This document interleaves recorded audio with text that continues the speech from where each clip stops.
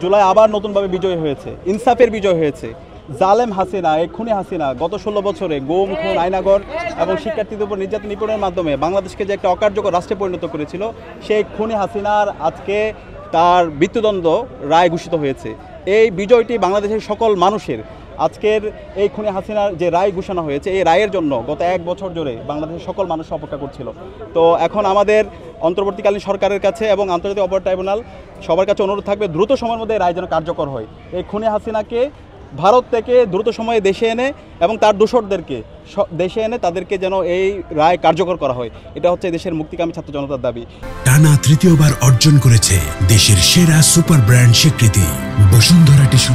একই সাথে আমরা আজকে রায়ের আরেকজন যিনি অপরাধী ছিল, সাবেক পুলিশের আইজিপি চৌধুরী আব্দুল্লাল মামুন, ওনাকে 5 বছরের কারাদণ্ড দেওয়া হয়েছে, যেটা তার যে অপরাধের মাত্রা, সেই মাত্রা অনুযায়ী তার উপর যে ন্যায্য বিচার সেটা আমরা মনে করি সেটা নিশ্চিত হয় নাই।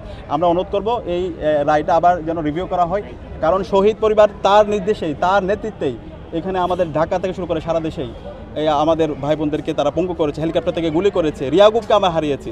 সুতরাং এই প্রত্যেক অপরাধীকেই আমরা যেন দৃষ্টান্তমূলক বিচারের আওতায় নিয়ে আসতে পারি এবং আজকের এই রায়ের মাধ্যমে বাংলাদেশে আওয়ামী লীগের বিরুদ্ধে, নিষিদ্ধ ছাত্রলীগ, খুনি হাসিনার বিরুদ্ধে সবাই আজকে আবার নতুনভাবে আমরা শপথবদ্ধ হয়ে গেছি। ওদের রাজনীতি 5 অগাস্টে ক্লোজ হয়ে গেছে। আজকের মাধ্যমে এদের রাজনীতি কবর রচনা হয়ে গেছে। বাংলাদেশে আর কখনো হাসিনা, নিষিদ্ধ ছাত্রলীগ, আওয়ামী লীগের রাজনীতি আর চলবে না। বাংলাদেশে এখন রাজনীতি থাকবে বাংলাদেশ মধ্যে যারা আছে তারা। হাসিনা এবং তার দল হচ্ছে টেরোরিস্ট, তারা হচ্ছে জঙ্গি।